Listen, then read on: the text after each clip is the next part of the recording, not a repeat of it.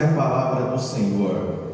Mas o nosso Deus está nos céus e faz tudo o que lhe apraz. Eu vou começar e você vai até o apraz, amém? 1, 2, 3. Mas nosso Deus está nos céus, fez tudo o que lhe agradou.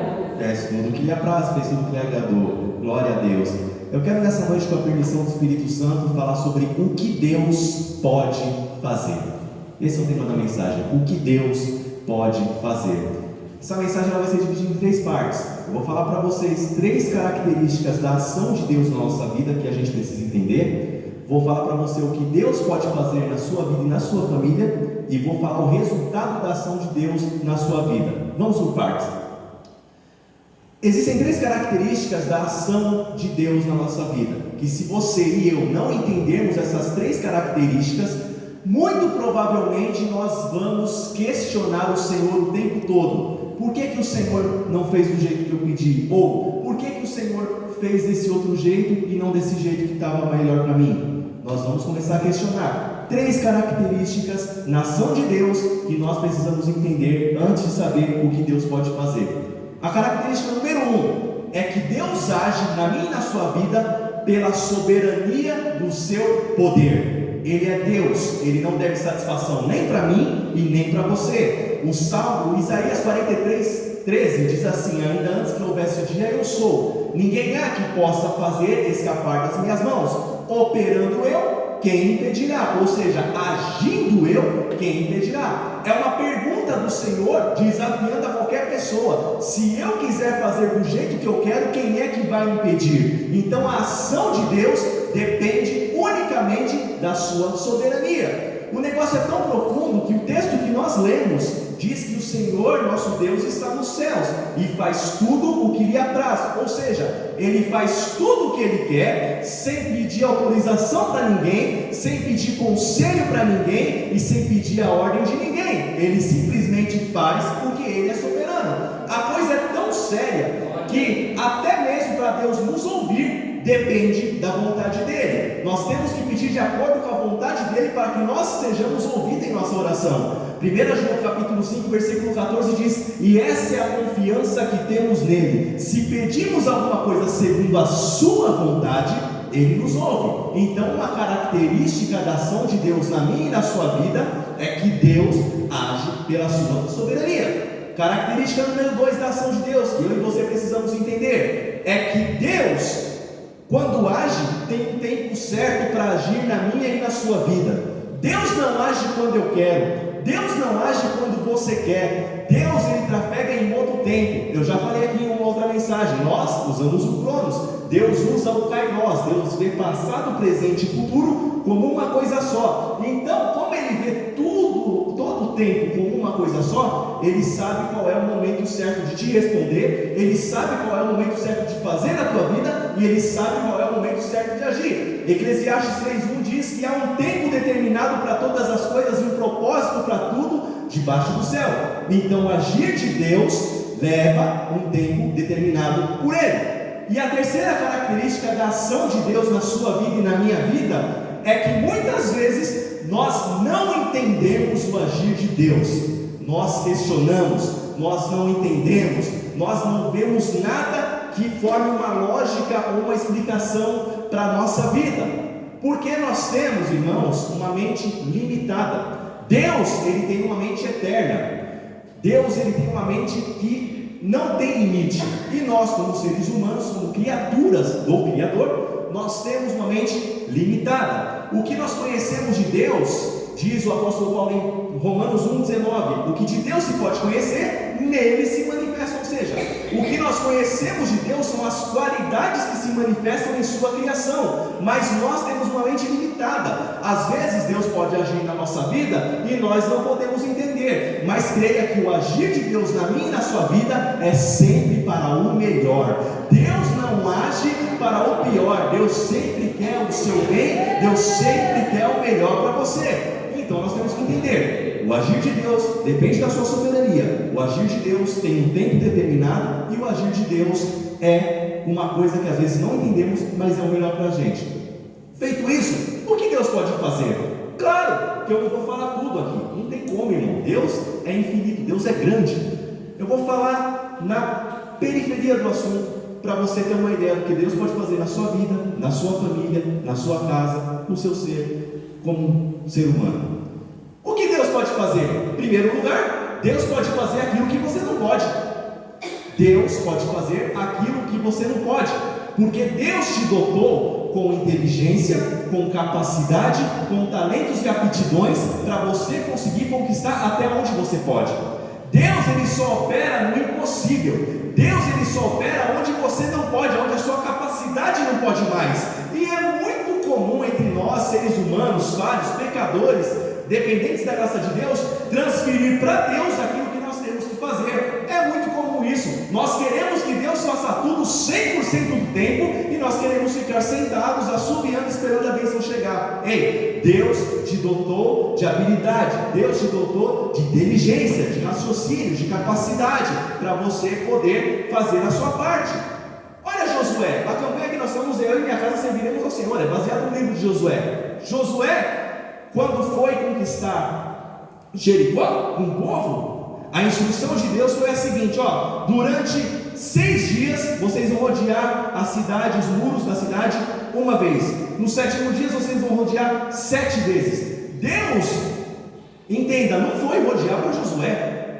Deus deixou com Josué, porque o povo tinha capacidade para fazer, o povo tinha habilidade para fazer, o povo tinha inteligência para levantar de madrugada, o povo tinha capacidade, discernimento, aptidão, talento para fazer isso. E quando Josué rodeou e obedeceu a voz do Senhor, o que Josué e o povo não podiam fazer, o Senhor fez por ele, que foi derrubar o muro. Eu tenho uma palavra de Deus para alguém: se você está fazendo a sua parte na sua vida, se você está chegando no seu limite, se você está vendo que não tem mais o que você possa fazer na sua vida, se prepara, porque a mão de Deus vai jogar por terra qualquer muralha que estiver na sua casa, qualquer muralha que estiver na sua família.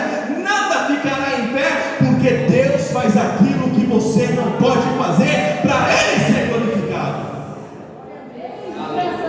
O que Deus pode fazer? Segundo lugar, Deus pode fazer algo improvável para te abençoar. Irmão, quem foi que disse para você que Deus trabalha com a lógica humana? Deus não depende da lógica, Deus não depende da tua vida, Deus não depende do seu cenário familiar, Deus não depende de nada. Deus, para mandar um homem pregar a palavra dele, permitiu que um grande peixe engolisse ele. Jonas, fujão. Deus permitiu que um peixe engolisse. Nossa, irmão Felipe, você acredita que um grande peixe pode engolir um homem e ele fica vivo? Irmão, se está na Bíblia, se a Bíblia falasse que Jonas engoliu o grande peixe, eu queria acreditar se tivesse na Bíblia, porque Deus, ele não trabalha com ninguém com a sua lógica. Olha Josué, volta para Josué, os muros de Jericó. Hoje, na pós-modernidade, se alguém chegasse para você e falasse: tem um muro aqui do lado e eu preciso que você derrube esse muro, qual o mínimo que você ia fazer? Ferramentas, certo? Um martelo, uma boa marreta, procurar uma empreiteira, pegar um trator, não sei, do jeito que fosse mais fácil para você.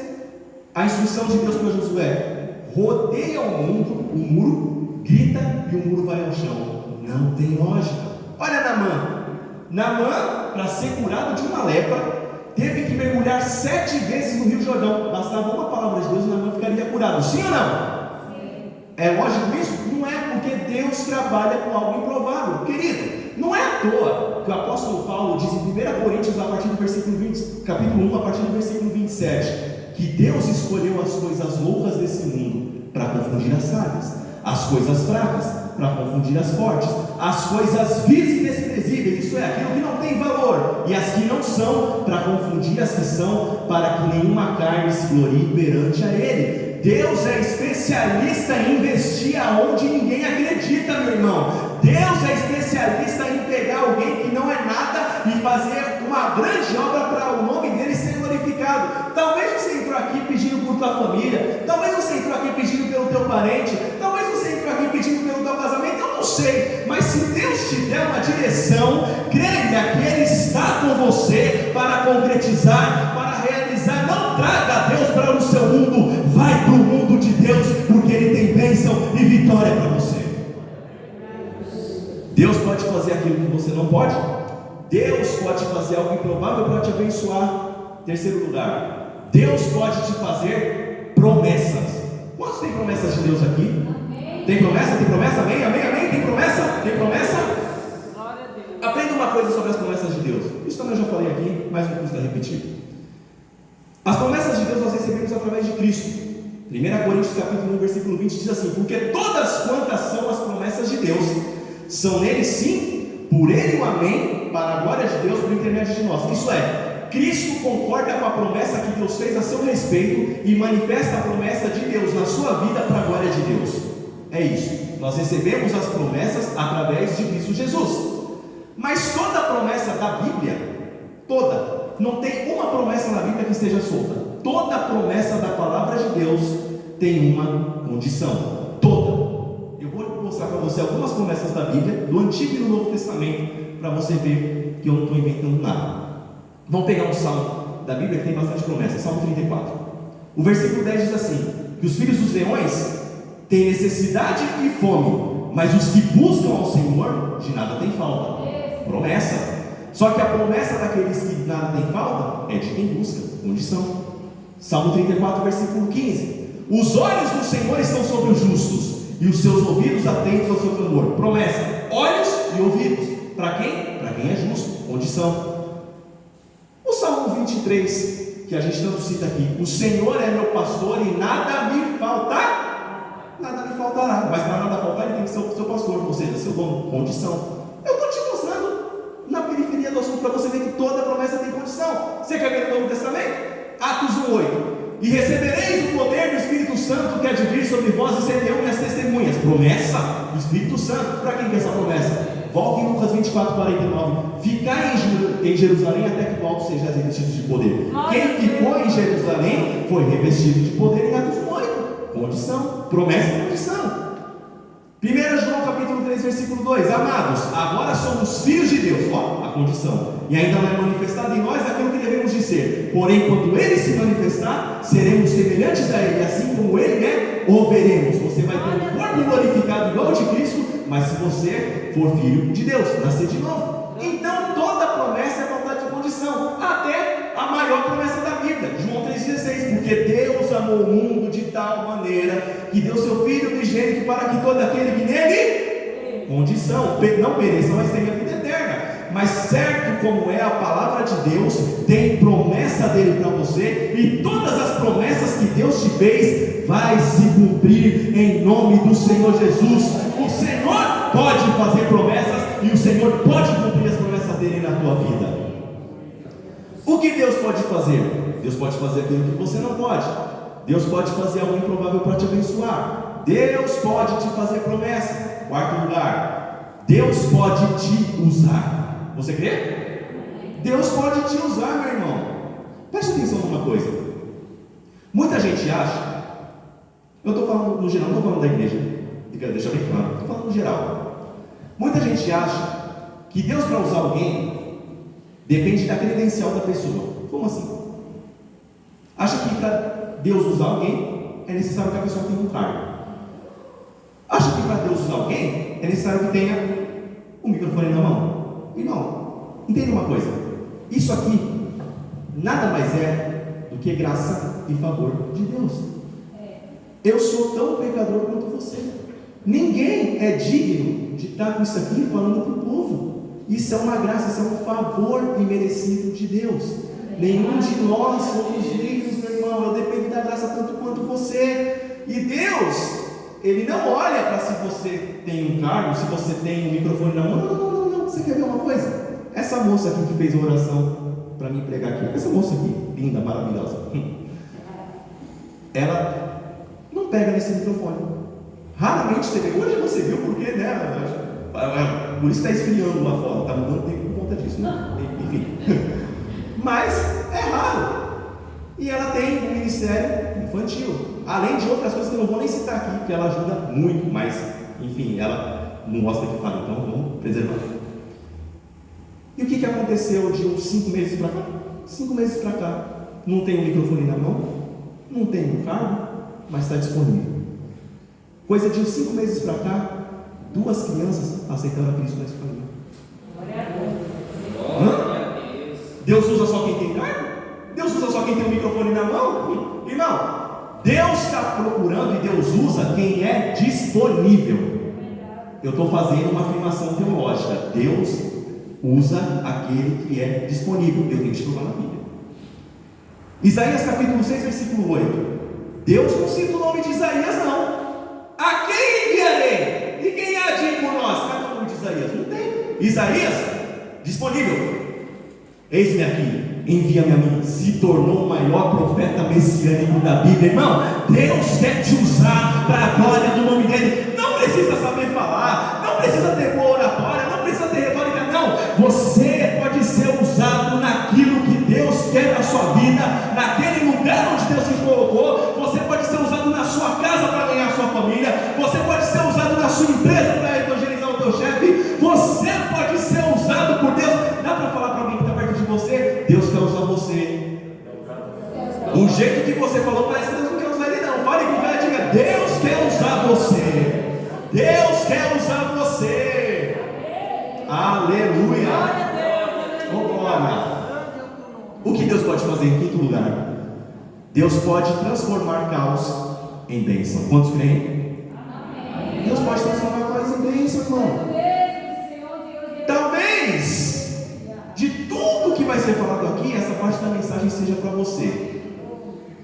Gênesis capítulo 1, versículo 1 e 2 diz assim: que no princípio criou Deus os céus e a terra, e a terra era sem forma, ou seja, caótica, e vazia, sem esperança, e havia trevas sobre a face do abismo. A situação estava feia, e o Espírito de Deus se movia sobre a face das águas. Preste atenção em uma coisa. Você pode ter entrado aqui com a tua vida caótica, você até pode ter entrado aqui sem esperança nenhuma, você pode ter entrado aqui querendo desistir, falando: hoje vai ser o último culto que eu vejo, o último culto que eu presto a Deus, eu vou largar tudo.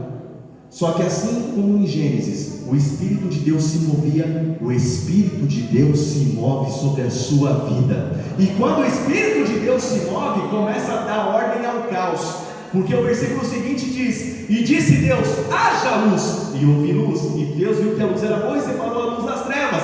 E a partir daí, tudo que era caótico, tudo que era sem esperança, começa a tomar forma pela palavra de Deus e pelo Espírito de Deus que estava lá. Ei, eu tenho uma palavra de Deus para alguém aqui. Se sua vida está caótica, pode estar sem esperança, pode estar tudo em trevas, você não pode estar vendo nada, mas Deus pode estabelecer ordem em meio ao caos. Na hora certa, no momento certo, Ele vai se manifestar para organizar a tua vida, salvar a tua família e te dar vitória para a glória do nome dEle. Aleluia. O que Deus pode fazer? Deus pode fazer aquilo que você não pode. Deus pode fazer algo improvável para te abençoar. Deus pode te fazer promessas. Deus pode te usar. Deus pode transformar causa em bênção. Sexto lugar, Deus pode fazer milagres. Quantos creem? Deus pode fazer milagres. Você se lembra do leproso? Senhor, se queres, pode tornar-me limpo. Eu quero ser limpo. Fim de história. Você se lembra do centurião de Cafarnaum, intercedendo pelo seu servo que estava doente? Senhor, libera uma só palavra que meu servo ficará curado. Vai e seja feito como tu desejas. Você se lembra de Lázaro, morto há 4 dias, sem esperança nenhuma, acabou a vida. Jesus chega e manda retirar a pedra. Lázaro, vem para fora. A morte perdeu o poder na hora. Irmão, Deus pode curar alguém. Deus pode ressuscitar seus planos, seus sonhos, seus objetivos. Deus pode ouvir a tua intercessão por alguém. Creia, Deus ainda faz milagres. Deus é o mesmo, o Deus que estava com Lázaro, o Deus que operou na vida do servo do centurião, o Deus que limpou aquele leproso, é o mesmo Deus. Ele pode operar milagre na sua vida e na sua família, em nome de Jesus. Aleluia. E qual é o resultado da ação de Deus na nossa vida? Qual que é o resultado? Qual é o resultado? Primeiro, eu tenho que lembrar você que para ter os resultados da ação de Deus na nossa vida, isso acho que não precisaria nem falar, mas é bom. É preciso obediência à palavra de Deus. É preciso obediência a Deus. É preciso andar de acordo com o que está nesse livro aqui.